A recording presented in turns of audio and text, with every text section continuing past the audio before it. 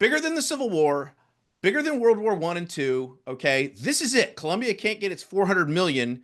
It's just, it's absurd on so many levels.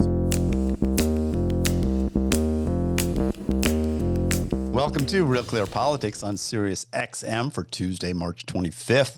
I'm Andrew Walworth. I'm joined by RCP President and co-founder Tom Bevan and White House correspondent Phil Wegmann. So, Phil, Donald Trump is expressing confidence for now in his national security advisor, Mike Waltz. This after yesterday's report from the editor of The Atlantic, Jeffrey Goldberg, that he was added to a group chat of senior advisors discussing Americans' plans to strike Houthi rebels in Yemen. Trump told NBC today that Waltz has learned a lesson and is a good man. But this is an extraordinary story. What's going on behind the scenes at the White House, and how do they plan to handle this? So the takeaway here is that the national security team is just like your parents. Sometimes they pocket dial reporters, and sometimes they accidentally text the wrong person. The background here, obviously, is that during the preparation for that strike on the Houthi rebels, Jeffrey Goldberg was added to the signal chat between Waltz, Rubio, the vice president, and some others. He stayed on that signal chat for some time, as any good reporter would do, to gather the story. What came out in The Atlantic is that he reported the administration was talking about the possibility of these strikes, of war plans before they happened. And the question is, why was this administration using Signal, which is a encrypted end-to-end messaging app, but why were they using that rather than something higher tech? Why weren't they having these conversations in the skiff? I've got a couple of theories as to why. Perhaps he was added to the Signal chat. The first is his initials are JG. That's the same initials as Jameson Greer, a representative at the USTR's office. Maybe Mike Waltz had a accidental fat thumb moment and he added the wrong person, or perhaps, as some have speculated, Waltz was leaking to Jeffrey Goldberg, and perhaps he added him accidentally. So we'll see. But for all of that Republican chatter for the better part of a decade now, that Hillary Clinton did not secure her classified information, and she was not taking care when she used her private server. This is pretty ugly. This is pretty bad. Yeah. Tom, what'd you make of it? A few thoughts. I guess the main one is, why was Jeffrey Goldberg on this in the first place, right? It's like, whether it was done intentionally, as some were speculating, to have him write and so that they could send a message to Europe, because, JD Vance and some others sort of, trashed Europe a little bit in this talk about trying to, open up the shipping lanes, etc. It seems like, though, it was just straight up incompetence. And the question is, well, to Phil's point, well, you could maybe understand if it was a conservative or administration friendly outlet. Jeffrey Goldberg is one of the most notorious Trump haters around. I mean, the Atlantic magazine, which he edits, is just a font of anti-Trump stuff. Goldberg himself wrote the story, which is, disputed very aggressively in Trump world, that he called, soldiers suckers and losers when he was in Normandy a couple of years ago. And so it's why Goldberg, number one. And number two, I get, Trump is standing by him. I mean, obviously Phil's right. Look, this is an embarrassment. I mean, there's just no getting around that. And for the administration to try and play it off, Pete Hegseth, he's attacking Jeffrey Goldberg. Fine, I get that. But like, it happened. So just, and again, today in Congress, Tulsi Gabbard faced it, and, Kash Patel and John Ratcliffe, and they couldn't even really bring themselves just say, look, it was a mistake and we screwed up, and we, but no harm was done and we're moving on. That's their story. That's what they should be saying, because the American public, I think, generally is pretty forgiving about stuff like this. I mean, the difference between the Hillary Clinton thing, obviously, is, this was a mistake. This was inadvertent. This wasn't setting up a, server in your basement and, necessarily. And there's questions about, Signal, Ratcliffe said today this is from the previous administration. It was approved for use, non-classified stuff. And again, administration says no classified information was shared. I hope that's true because we're going to find out whether it's true or not. And if it's not true, then Tulsi Gabbard may have just committed perjury before Congress.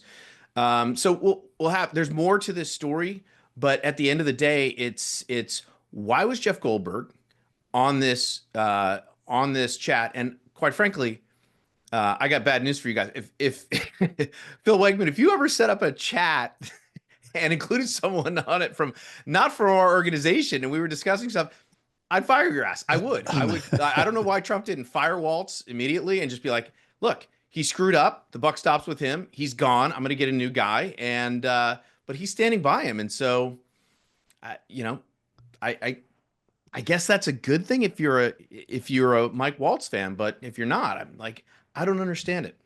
Yeah, I got it. Well, the Politico put out this was in their reporting, at least, they attribute this to a source close to the White House. They said everyone in the White House can agree on one thing: Mike Waltz is an effing idiot. So, you know, I know as of this taping, the president is standing by him. I don't know if he can survive this, to tell you the truth. The other interesting thing about it was sort of what, you know, it sort of revealed where people's positions were. And it appeared that, you know, that J.D. Vance in particular appeared hesitant about the strike and saw the idea of this as sort of bailing out Europe. Since Europe ships more oil through the Persian Gulf than we do. So it was also substantively revealing, Phil, about a little bit about what's going on. I mean, to the extent that this is a legitimate chat. So we learned a few things, didn't we, about what goes on in these kinds of chats? That was fascinating. Yeah, we learned a few things beyond what you're raising. We learned that Pete Hegseth has an emoji habit. These guys are talking about, you know, strikes in the Middle East, invoking, you know, war authority here, and they're sharing fire emojis. Well, at least, you know, they set the chats to delete after 5 days, so maybe that wasn't meant for posterity to see. But you're absolutely right, because the vice president comes into this chat and he says, I think that the president may not be aware that this is a benefit to the Europeans and not to the United States, because Europe and China use that passage there much more than the United States, and he sort of pushes back a little bit. Mike Waltz, Marco Rubio, and some others are then expressing to the vice president, who is very much supposed to be the highest ranking official on this chat, that okay, well, we could delay this strike, maybe do it at a time of our choosing in the future. Then Pete Hegseth sort of pushes back and says, hey, we do this now and it shows that we're strong. What I found fascinating and telling about the exchange is that who gets the final word?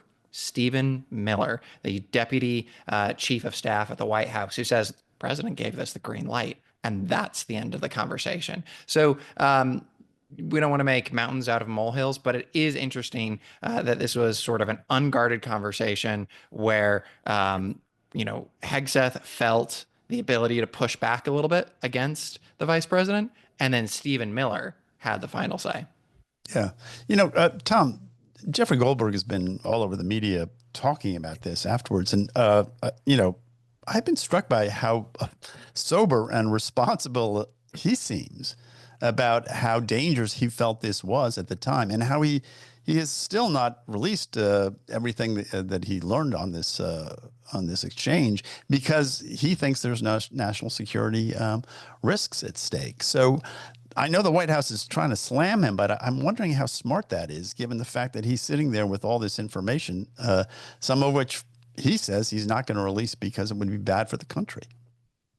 Right. And look, you know, this was framed as war plans. That was in the title, you know, these were war plans. I mean, two things about that. One, you know, Congress is the only body that can actually declare war. But two, it's a question of, well, how much of this was classified, right? Or was any of it classified? Again, the administration says it wasn't classified, but Goldberg is saying that, you know, there was some specific information here and could have potentially damaged national security.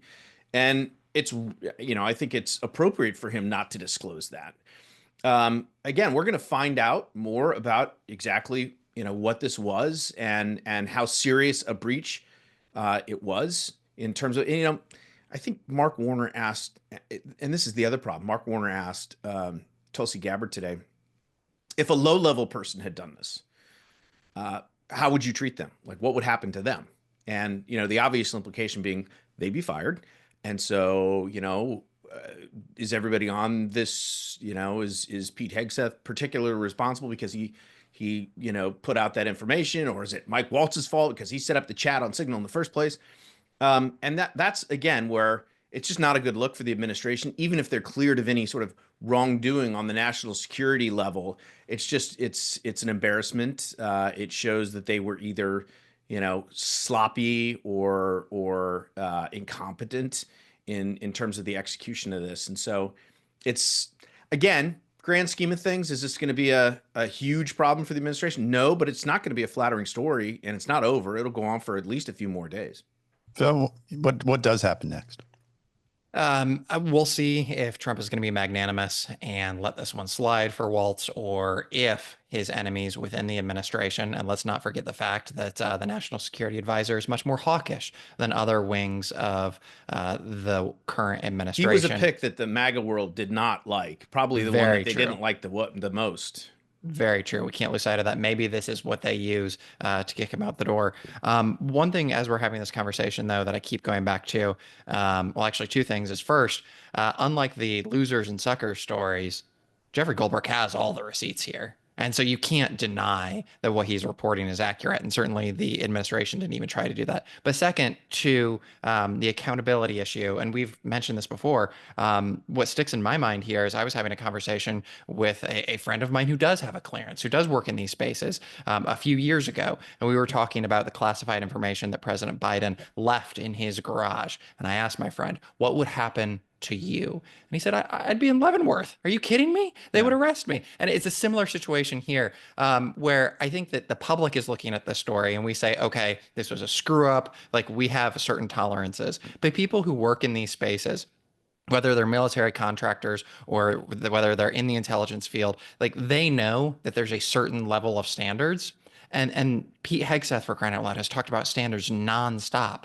Well, now the entire defense department, the entire intelligence community, they just saw the leaders not live up to that standard. So I feel like there's got to be some consequence at some point, because the rank and file, they know that their heads would roll if this happened.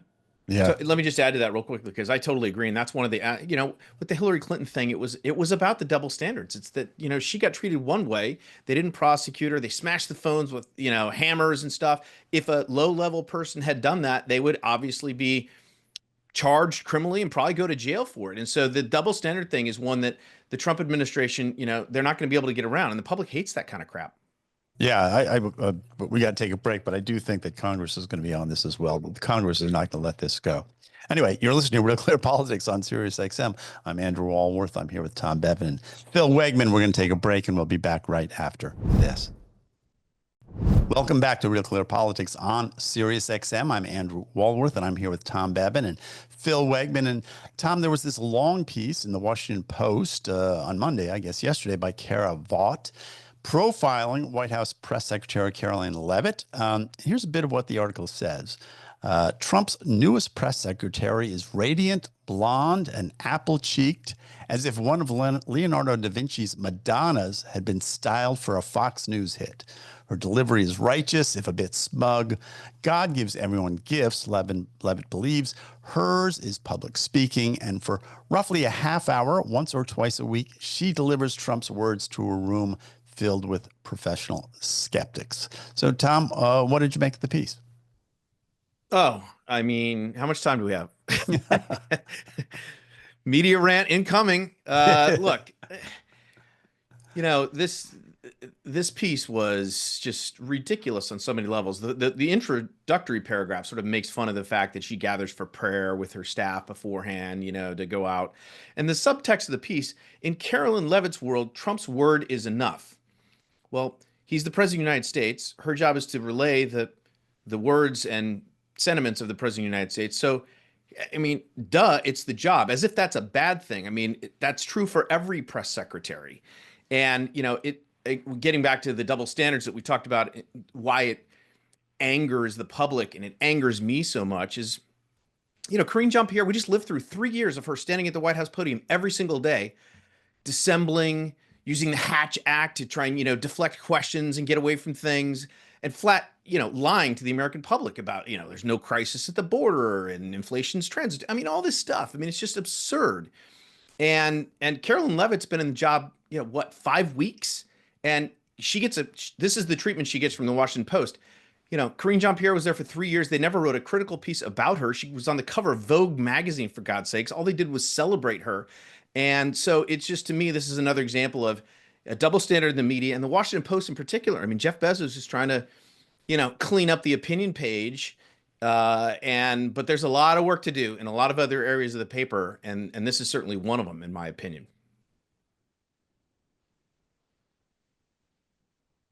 A couple times a week these days. So what's going on? What's your opinion? And what did you make of the article? So I shared the sentiment that Tom just expressed. Washington Post writes a sneering article about a Republican press secretary, story at 11. I mean, this is what we expected. And there is a clear double standard, because any of the white lies or whoppers that Caroline Leavitt has shared, I doubt that they're on the same level as the lie that the president's mental acuity was fine, which is something that not just Karine Jean-Pierre told me, but also Jen Psaki did as well.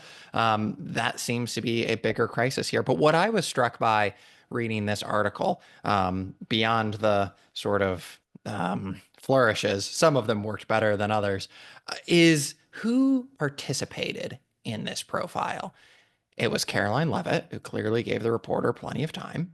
It was Taylor Budowich, the Deputy Chief of Staff for Communications, and it was Chris LaCivita. Why would they participate in an article that they know is going to be unfavorable to them? Well, it's because this sort of belies the point that when Trump complains about the fake news, it's not real. It's not that he hates the media, he loves them, and they have their part to play. The administration doesn't think that they're going to get a fair shake from the Washington Post, but it is useful for them to be hated by a certain segment of the media. And that's why they keep going back to the Washington Post. That's why at just about every single briefing, they're going to make certain that they call on Caitlin Collins of CNN and some of these other reporters who, on occasion, have been more aggressive than perhaps is warranted. I'm not a media critic, but I think this does tell us something about the administration, which is they do not care about fake news. They are going to give voice to the fake news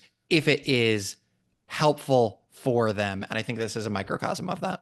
So Phil, let me ask you, because there's a common thought when you're being profiled, which is, hey, we can either ignore them, in which case they get to write whatever they want, or we can play along in the hopes that they'll incorporate some of our stuff and we can steer the coverage and not make it as bad as it otherwise would be. And so are you saying that the administration played along to try and get this profile to be, as knowing full well it wasn't going to be great, but to sort of soften it around the edges? Or are you suggesting they play along so that the Washington Post writes a story and then they can point at it like I did and say, yeah, fake news? Absolutely. I mean, so certainly, that's why Trump calls Maggie Haberman all the time. I think so. Right. I mean, like, it's a bit of both, right? All of my profile subjects, they participate when I come calling. And also, I'd like to think that I have news in my profiles. But I think that in this case, yeah, sure, they probably wanted to massage it a little bit around the edges, but they are happy to play the victim. They are happy to say, look at how all of these liberal outlets are beating up on us. That serves their purposes. And I think that this is no different. Yeah. Well, I want to talk about Columbia University for just a little bit. That's all we get on the media, Andy. You shortchanged me, man. You had more to talk about Caroline Leavitt. Well, it's fine. Let's move on. We will talk about the media tomorrow. But I want to talk about Columbia, okay? They decided last week to go along with this Trump administration demand for policy changes at the university. It's met with protests from students and faculty alike. Tom, there's about 400 million reasons to agree with Trump on this for Columbia. But what'd you make of Columbia's reaction so far, and what do you make of the fact that so many in the faculty are upset about it? Yeah, so fascinating article in the Wall Street Journal, an exclusive, and basically they got their hands on a transcript of a meeting that took place between the acting president of the university and a lot of the faculty, and it shows just how sort of contentious things are within the university itself, right? Because the 400 million that the Trump administration pulled from Columbia, a lot of that hits the science department and the research departments, and so they're all pissed at the humanities department because they're the ones who are out of control and with all the anti-Semitism and all that stuff, which is offending the administration. And then the humanities department is upset at the president for not taking a stronger line against Donald Trump and pushing back. And there was a great quote in this piece, and I posted this on X earlier because it just absolutely jumped out at me that one of the professors there said the situation wasn't just a crisis for Columbia, but, quote, the biggest crisis since the founding of the Republic, bigger than the Civil War, bigger than World War I and II. Okay, this is it. Columbia can't get its 400 million because it won't stop folks from harassing Jewish students. And that is the biggest crisis that we've ever faced. It's absurd on so many levels. But this piece was, I think, instructive, giving you sort of an insight into what's going on behind closed doors at Columbia. Yeah, the piece, people should read it because it reads like part of a Philip Roth novel or something. It's a very sort of reminder of what academic politics is really like. But Phil, what did you make of it? And do you think Columbia's on the right track here at last? I'm surprised that Columbia, with its massive endowment, I saw some figures being thrown around that has a $6 billion endowment. I heard also that it was closer to 10 or 15. The point is they got a lot of money in the bank. They've been around for a long time. And yet $400 million, which is not a small amount, is enough to bring them to heel, though, when they have these many billions in the bank. It's interesting that they were so quickly pulled apart and that the sciences and the humanities were at war inside the teacher's lounge. One might wonder, though, if perhaps that this entire episode would remind those folks in higher education that if they don't like the strings that are attached with federal dollars, perhaps they should not take those federal dollars in the first place. There are some institutions of higher learning, such as Hillsdale College, which does not take federal money. And shout out to the alma mater. Shout out to the alma mater there. But yeah, I mean, what we have seen consistently for the last several decades is that these strings attached to federal dollars very much move institutions towards the left. It's not an opinion; it's a fact. And yet very seldom are those strings used to pull these institutions back towards the center or in a conservative direction.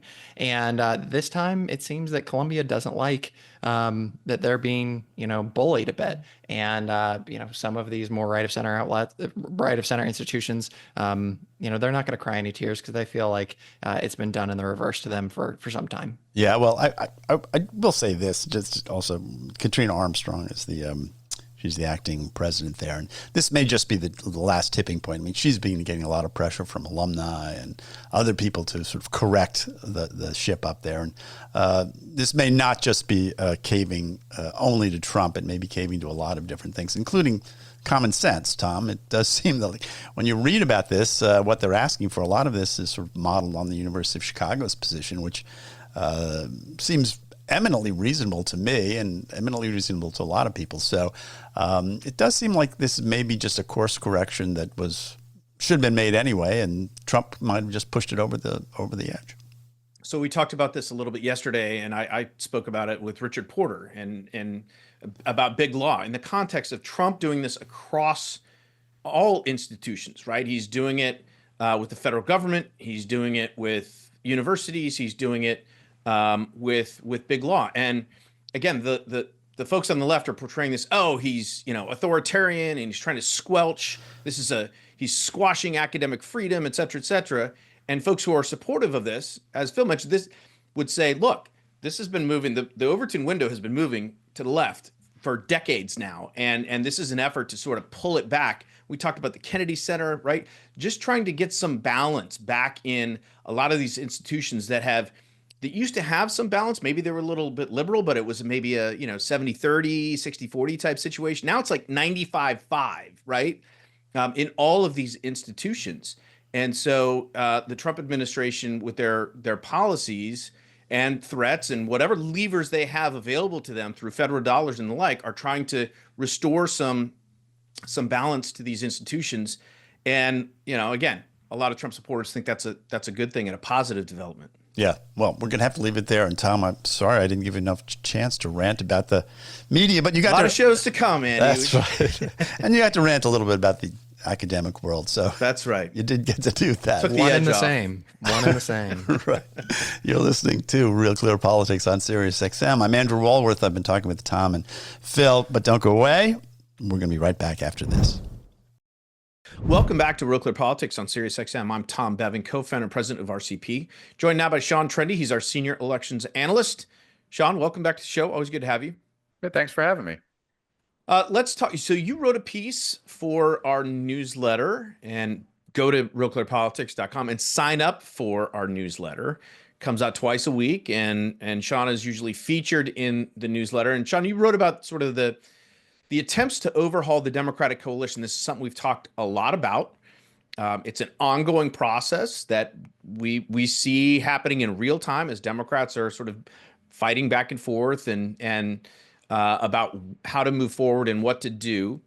And one of the things that you mentioned in this piece, and we've run a couple of pieces on this, is this idea that's coming out of sort of the, I don't know, what do you want to call it? The sort of progressive intelligentsia. It's like Matt Iglesias and Ezra Klein. Some of these folks, it's the abundance theory, I guess, and the idea that Democrats have to produce all sorts of things, right, infrastructure and the like, and to be seen as a party that actually promotes abundance for everyone. Do I have that right, or what am I missing? Yeah, I mean, I think what it really points to is sort of a fissure in the Democratic Party and on the left. In the 70s, one of the things to their credit that they're honest about, and this is actually something that like the likes of Newt Gingrich were promoting in kind of the Contract with America era. It's the idea that to actually get things done, to build things in America, there have been so many environmental and other roadblocks thrown up that it's impossible to actually do what you want to do. They point to the failure of President Biden's infrastructure bill. We were supposed to have however many thousand charging stations set up by now under it. And getting all these homes wired to the internet. Yeah. Didn't happen. Yeah, because there's so much red tape that environmental and anti-growth interest groups can throw up that it keeps anything from meaningfully being accomplished. And so their idea, and again, credit to them for pointing off some of the trade-offs within the Democratic coalition, but their idea is that, look, to actually get elected, we can't be the degrowth party. Like, we have to be a party that actually provides things for people and provides people with a good way to live and improved standard of living. What really comes down to, though, is in the wake of this loss on the part of Democrats to Donald Trump, Democrats are really kind of questioning, for the first time in a long time, what type of party they want to be and how to kind of get themselves back on track. So, one of the things it seems like, in one vein of argument, and I think Ezra Klein and folks probably fall into line with this a little bit, is that take the emphasis off of identity politics and not so much along slicing the electorate into all of these different identity groups and trying to please them and appease them with various policies, but promote, again, as Adam Schiff said, and his line on Bill Maher the other day, the party that can get shit done, right? Was they need to be the ones who can do affordable housing, and they can do all these things that make life better for everyone, regardless of what your race or creed is. To me, that seems like a smart thing, but is that really what the progressive base wants? We just talked yesterday about how, right, AOC and Bernie are out west and doing these rallies and getting response. But is that the direction that they're leading the party in? Is that the right way?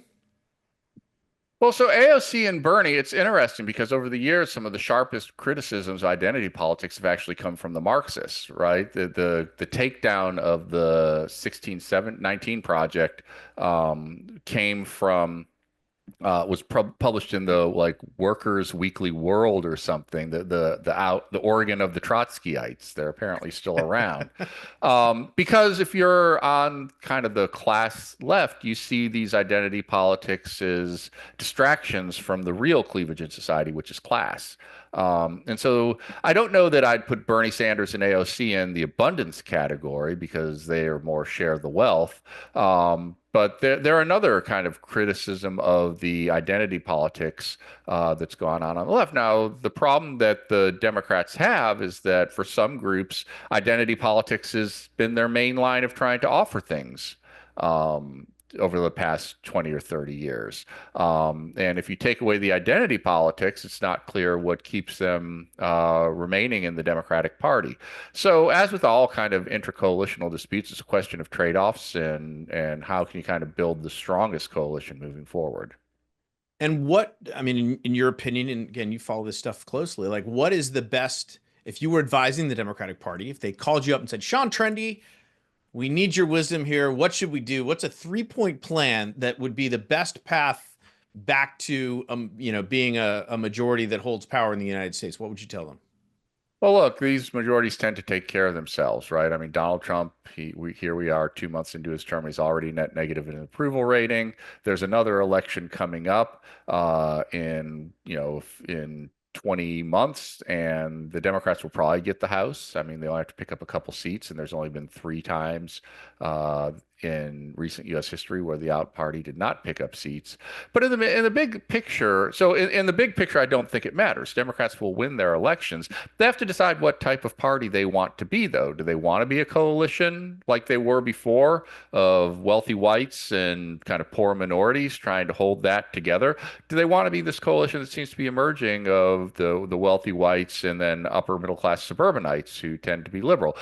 That's a very different policy emphasis than the old Democratic coalition had. Do they want to try to win back the working class white voters? Like ultimately, parties are like the management of a team, and they try to attract fans. Who are the voters? And there's a whole bunch of different ways you can try to get fans to come out to support your team. Democrats have to decide what type of team they want to be. Yeah, but you make it sound, Sean, as if this is this is just a choice we have to make, But given what happened in this election, right, with the movement of, can they afford to ignore working class voters? Can they afford to lose the number of Hispanics that they just lost, or continue have that movement continue among working class and maybe even particularly male working class Hispanics, African Americans, white voters? Like, is that even a choice for them? Don't they have to do something along those lines, or they won't be able to take back the majority? So I spent my first roughly 14 years at RCP fighting that argument from the other side. The missing white voters? The missing white voters, and don't Republicans have to reach out to, do comprehensive immigration reform to win Hispanics? And my answer was always these things tend to take care of themselves. Like Republicans, it's a big country and it's hard to govern. The governing party almost never keeps its coalition together more than a few election cycles. So Republicans, the idea was they can be an inclusive party that tries to base itself in upper middle class approval and bring over just enough minority voters that way, or they can try to become a working class party, shed some of the suburbanites, but make it up, bringing over working class voters of all races. And they kind of went for option B. And I think the same question now presents itself for Democrats that, governing is hard, recessions come, national security dilemmas come, and they always bring voters over to the other side by doing it. The question is, what type of policies do Democrats want to put forward to shape the coalition that they build? All right, last question, Sean. We got just a couple minutes left.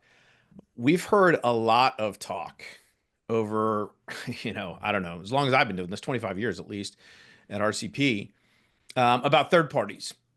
Is there an opportunity? There always seems like there's this wide open door in the middle for third parties to come through and someone to emerge.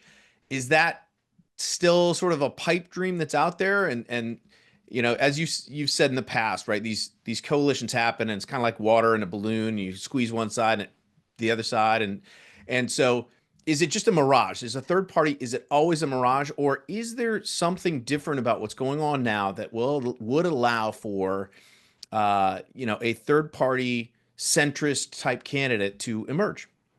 I think it's kind of a pipe dream. There's the famous book opening, and I'm going to butcher it, but it's to the effect that happy families are all happy in the same way, but unhappy families are unhappy in a variety of ways. It's sort of the same thing with voters who are disaffected. If you like the Republican Party, you just like the Republican Party, right? And if you like the Democratic Party, you just like the Democratic Party. Well, the problem is that people who don't like either parties aren't all the same. They all dislike different things about the two parties. And so it's hard to put together a coalition of people who will agree on kind of a third party platform, especially since the two major parties can kind of come in and pick up popular parts of the third party platform. So ultimately, I think, as I always do, that I'll believe it when I see it with third parties. But I guess it's possible. I always say, there have been multiple different, efforts on the third party that put forward a platform. There was that Americans Elect thing a while ago. It was kind of like a American Idol type popularity contest. To me, it's got to come from someone, a charismatic, Ross Perot type figure, somebody who is able to create a movement of some kind and is charismatic enough to have enough, star power and name recognition to really blossom into a leader. It doesn't happen the other way around. But is there a person out there like that you could see? Carl always says Matthew McConaughey or somebody, right? Like, is there The Rock? I mean, a third party billionaire like Mark Cuban or something. I guess he's pretty much all Democrat now, but it would have to be someone like that. Is there anybody out there that you see that could even remotely get that done? I mean, they're like, Dolly Parton could probably do it, right? But here's the problem. Oprah Winfrey Dolly Parton ticket? Yeah, everyone loves Dolly Parton, but the problem is once she becomes a presidential candidate, she's going to have to take stances on the legality of abortion, on trans rights, on single payer health care, and all these decisions are going to push away some type of third party supporter. So, and if anything she does really catches fire, one of the two major parties can just start emphasizing it to undercut her support. Same way that Ross Perot raises the deficit as a key issue, and all of a sudden George H.W. Bush and Bill Clinton are both talking about their deficit reduction plans. So it's just really hard to pull it off, and I'm pretty skeptical about the effort. All right. We will leave it there. Sean Trende, Senior Elections Analyst for RealClearPolitics. Sean, thanks for your time. Thank you. All right. We're going to take another quick break, and we will be back with more RealClearPolitics on SiriusXM after this. Welcome back to Real Clear Politics on Sirius XM. I'm Andrew Walworth, and I'm joined now by Jerry Rogers. He is the editor of Real Clear Health and Real Clear Policy, and he's the host of the Jerry Rogers Show on WBLA Radio, Baltimore, where you can hear him on Sunday mornings from 7 to 10 p.m., and also on most podcast platforms. So, Jerry, welcome back to the program. It's a pleasure. It's great being back. Yeah, good. So I wanted to talk to you today, Jerry, about something that is a health policy story. It's also a media story, and that is the possibility that the Trump administration and HHS Secretary Kennedy in particular is considering banning pharmaceutical ads on television. So he's talked about doing so when he ran for president, and yesterday an HHS spokesperson had to deny that a ban was imminent. Still, it's not hard to imagine that the administration would do something on this front. So I wanted to get your opinion in a moment. But first, just give our listeners and viewers an idea of what's going on. Well, again, you're right. The Secretary Kennedy, this has been an issue for him for some time. I voted for this team, so but I'm going to be critical here because I think it's short-sightedness. Kennedy doesn't seem to understand, and he might because he's just starting here as Secretary of HHS, that there are myriad benefits to direct-to-consumer advertising, drugs, medicines. I mean, even now we're in the pneumonia season or just coming out of it, and I wouldn't even know to ask my doctor about a pneumonia vaccine or other medicines unless I saw it watching a ball game or watching a program with my wife. And so I think that there's a lot of good information for consumers and for patients.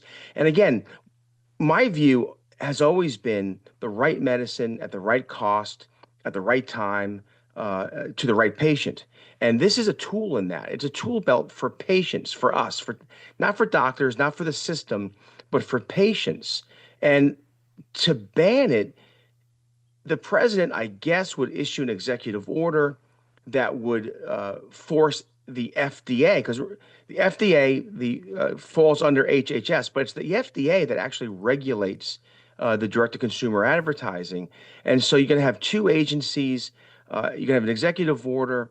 And at the end of the day, though, pharmaceutical companies, bio companies have free speech rights. And so let me stop you right there because I knew that. I know that argument, and I just want to back up a little bit. So basically what's happening is there are people in the administration who think that pharmaceutical advertising is sort of advertising drugs. It's driving people to use drugs instead of being healthy about their activities. I guess that's sort of the argument, right? And we are one of two countries that allow this, right? There's New Zealand and the United States are the two countries that allow this. And we can talk about the free speech. Well, let's talk about that right now. I mean, there are all sorts of restrictions on industries, what they can do and not do on television advertising. Cigarette advertising is not allowed. Beer commercials. If you ever watch a beer commercial, you'll notice they never take a sip of the beer. That's because there's a rule against it. So while I understand there's a free speech argument, there's all sorts of regulations in between banning an outright ban and some sort of restriction on what they can and cannot say. Correct? But here's the catch. Yes, of course. Cigarettes are detrimental to your health. Alcohol is detrimental to your health. I mean, I know that look, I'm for freedom. Have a cigarette, take a drink, be a grown-up, right? Show up for work the next day. But medicine it's not detrimental. Yes, there are side effects, but the purpose of medicine, therapies, biologics, is to enhance health, to better health. And this is why the pharmaceutical industry has a better claim on a more wide berth in terms of free speech. Although you've seen the commercials, right? They are loaded up with the regs that FDA puts on them in terms of you have to give the side effects and warnings and all the rest of it. That's all in place. So to restrict this more, I think would be a free speech fight. But that's even beside the point, because someone has to make the case to me and to many healthcare advocates and those who work in healthcare policy, what's the harm? And I think here's what I think is happening here. Two-thirds of the ad budget for mainstream media, legacy media, the CNNs, the ABCs, the NBCs, etc., is pharma money. Yeah. So I wonder sometimes, I'm gonna wonder out loud, is this a backdoor way not to really go after big pharma, but really to go after legacy media and dry up their funding? Well, now you've gotten to be the second part of this story, and we've got about a minute and a half left yet. But I do think that's really interesting because, I mean, you don't have to do the research on this to see. Just watch television. You see how much advertising is pharma advertising, especially if you're watching cable news. And this would be an enormous blow to that industry if something like this were going to happen. So again, I think you've identified it correctly. There's like interest lined up on both sides of this. There's probably people inside the MAGA world who are saying, hey, this is another way to get after the legacy media. Although I will say Fox News would be caught right in the middle of this. But there must be also people on the other side pushing it, saying, hey, wait a minute, not only Pharma would be pushing against this, but big media would be pushing against it as well. Of course, two big powerful interests in the inside the Beltway. This would be a big. If this fight is coming, it's going to be a big fight. Yeah, Right. It's gonna be fun. It'd be fun to engage. Right. Well, Jerry, it's always great to get your views on these things. I've been talking to Jerry Rogers. He's the editor of Real Clear Health and Real Clear Policy, two of our sites which you should check out if you haven't. You're listening to Real Clear Politics on Sirius XM. I'm Andrew Walworth, and on behalf of everyone at RCP, thank you for listening at home, and hope you'll join us here again tomorrow. Have a great evening.